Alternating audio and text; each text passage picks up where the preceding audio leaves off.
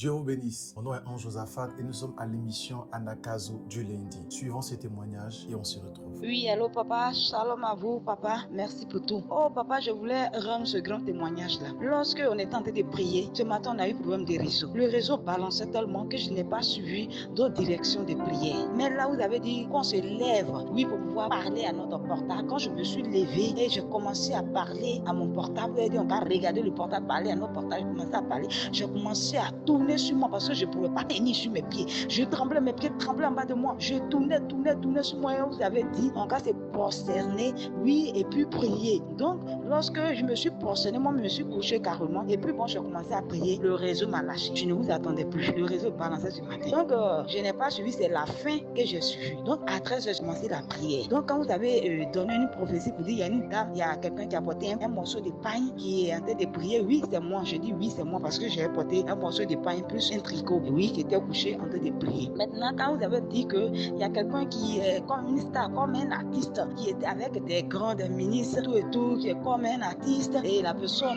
l'onction de la grandeur, tout et tout, je suis tombé sur l'onction. Et quand je suis tombé sur l'onction, il y a une voix claire au moins qui me disait, oui, récupère cette grâce t'appartient, récupère cette grâce t'appartient, ne néglige pas cette grâce, ne néglige pas cette grâce, mon enfant, cette grâce est pour toi, cette grâce est pour toi, c'est moi l'Éternel des armées qui te parle, je te donne cette grâce, car cette grâce est pour toi, récupère-la, ne la néglige pas. Donc j'étais sur l'onction, je ne pouvais pas tenir, j'étais couché, je me lève, je me recouche, je me lève, je tape le sol. Et puis bon, je ne pouvais pas transpirer, mon cœur battait fortement. Quand la prophétie est passée, quand je me suis retrouvée, et effectivement, vous avez commencé à prier. Mais ce que je voulais souligner est que moi-même, je suis manager artistique. Oui, en 2010, j'ai géré un groupe qui est aujourd'hui en Europe. Après la guerre, moi, je suis rentrée à l'intérieur, oui, pour faire d'autres activités. Étant manager artistique aussi, je suis présidente d'un mouvement politique. Mais compte tenu de beaucoup de choses, nous sommes à l'écart et nous regardons. Dieu fait grâce. Et aujourd'hui, Dieu a révélé cela. Donc c'est pour cela que je rends gloire à Dieu. Je dis merci à Dieu. Merci pour tout ce qu'il fait. Que Dieu vous bénisse. Amen.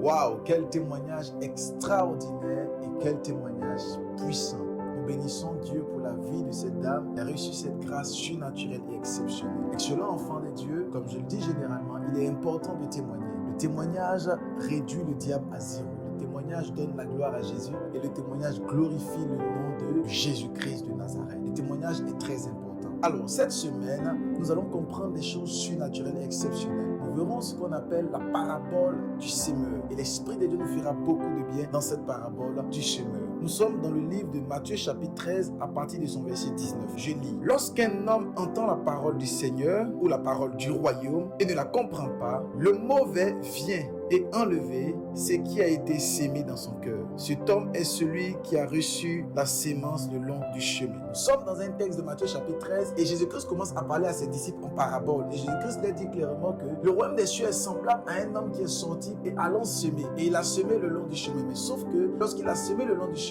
cette semence n'a pas produit de fruits. Vous savez très bien que dans le domaine de l'agriculture, lorsque quelqu'un sème, c'est pour pouvoir récolter, afin que sa semence puisse prendre de l'élan de la hauteur et plus tard récolter. Mais lorsque quelqu'un sème, son but n'est pas de ne pas récolter. Lorsqu'il sème, c'est de récolter. Mais la Bible dit qu'il y a un homme qui a sémé, il est sorti pour s'aimer, et lorsqu'il a sémé le long du chemin, la semence n'a pas produite, et la semence était infructueuse, et il n'a pas compris. Et Jésus-Christ va donner l'explication au verset 19 de Matthieu chapitre 13, et Jésus-Christ nous dit que cette semence-là, c'est parce que le diable est venu dérober cette semence, parce que la personne qui a reçu la semence ne la comprenait pas. C'est l'image de beaucoup d'enfants de Dieu qui sont à l'église, lorsque l'homme de Dieu est en train de prêcher, ou lorsqu'ils écoutent la parole de Dieu, lorsqu'ils lisent la parole de Dieu, ils ne la comprennent pas. Et donc, parce qu'ils ne la comprennent pas, le diable vient simplement enlever cette parole qui a été sémée, parce qu'ils ne la comprennent pas. Pourquoi? Parce que simplement, beaucoup d'enfants de Dieu sont dans les églises, mais lorsque l'homme de Dieu est en train de prêcher, lorsque la servante de Dieu est en train de prêcher, ils n'écoutent pas,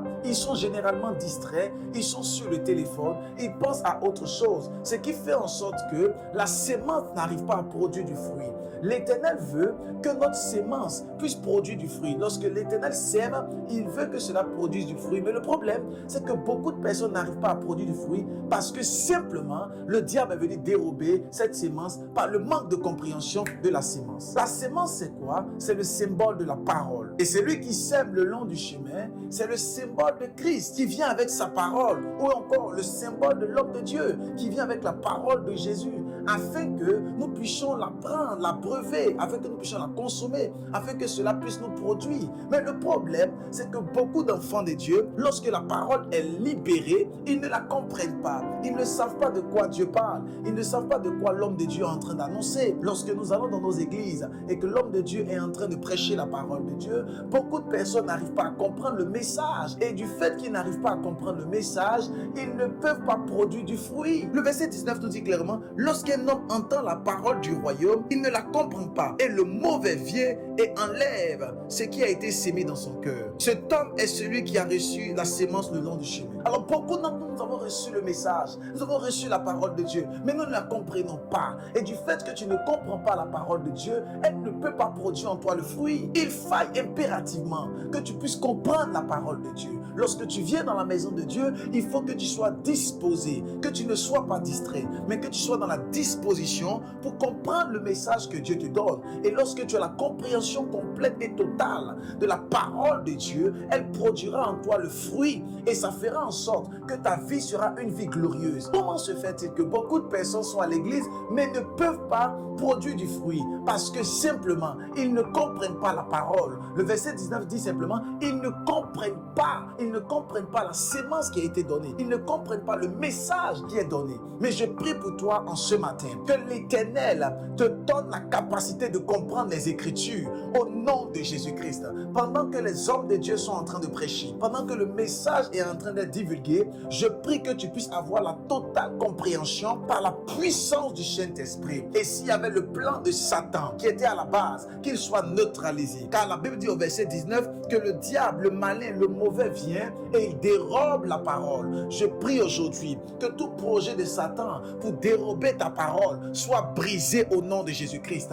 J'annonce sur ta vie et sur ta destinée, tout démon, tout esprit de distraction, tout esprit de mort qui s'était levé contre toi pour t'empêcher d'avoir la compréhension totale de la parole de Dieu, que cela soit neutralisé par la puissance du Saint-Esprit. Je neutralise tout projet de Satan contre ta destinée par le feu de l'Éternel. Je déclare la gloire et la faveur dans la parole au nom de Jésus-Christ. Que tu aies une totale compréhension de la parole de l'Éternel par la puissance du Saint-Esprit. Que cette parole produise en toi le feu, l'autorité, la grâce et la puissance. Cela, enfant de Dieu, si nous n'avons pas la compréhension de la parole de Dieu, il nous sera difficile de faire des exploits dans cette génération et dans ce monde. L'Éternel aimerait que tu aies la compréhension totale de sa parole. Voilà pourquoi, lorsque tu écoutes la parole de Dieu, il faille que tu sois attentif et que la distraction ne soit pas parmi toi. Parce que la Bible dit que parce qu'ils ne comprennent pas la parole, le mauvais vient enlever. Le diable est venu enlever parce qu'ils n'ont pas compris. C'est pas le diable qui est venu enlever et ils n'ont pas compris. Non, attention. C'est parce qu'ils n'ont pas compris que le diable est venu enlever. Il y a une nuance. Lisez très bien. La Bible dit qu'ils ne comprennent pas et le malin vient enlever. C'est parce qu'ils n'ont pas la compréhension que le diable vient enlever.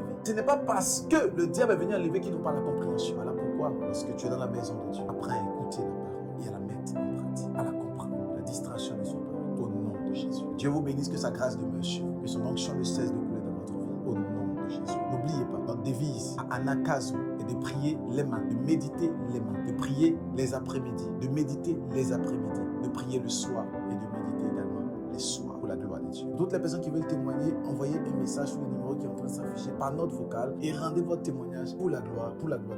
Faites l'expansion de ce message afin de bénir le maximum de personnes. Tu as été béni, je te dis shalom.